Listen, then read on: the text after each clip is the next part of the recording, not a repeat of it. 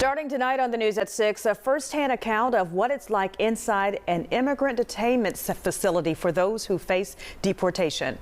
Good evening and thank you for joining us. I'm Stephanie Skurlock. Greg is off tonight. We showed you the arrest of Gerardo Granados last week. The Bartlett man was taken away from his home by ICE agents. Tonight we hear from Granados, whose future is still uncertain, and his family tells WREG investigator April Thompson they're worried.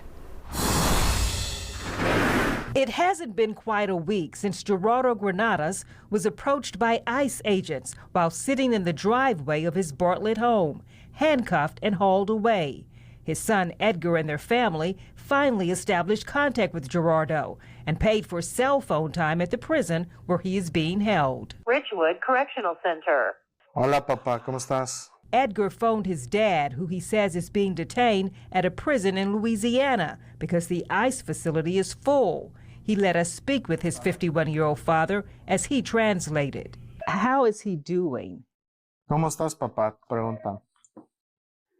Bien, un poco agripado. He says okay, but he's feeling a little bit flu-like and sick.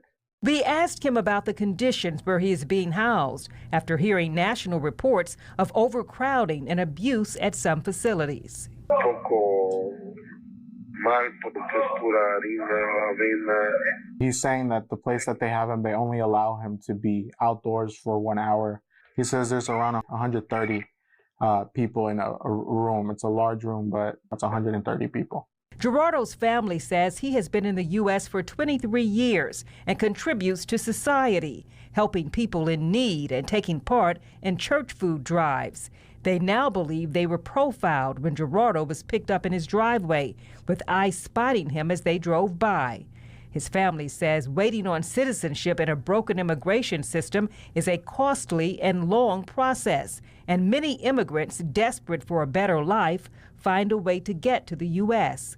I asked Gerardo if he had any regrets. Vemos que nos dan esos 5 centavos. So he says his decision is fine with him because the reason why he came to this country was to stay with his wife and his family, and he doesn't regret it. Now he waits for a court hearing to determine if he will get a bond, and then another hearing to give proof that he should be allowed to remain in the U.S.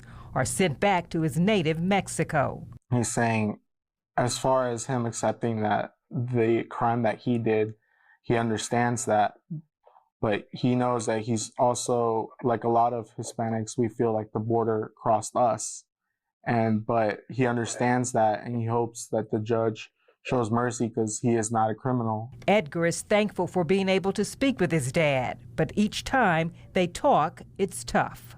It's hard. In the little English he can speak, Gerardo spoke of his family. Thank you so much for my problem, for my family. I don't know, my heart is broken. Sí, papá. He says his heart is broken. Reporting for your news leader, April Thompson, WREG News Channel 3. Well, the family is still waiting for ICE to let them know when Gerardo will have a court hearing.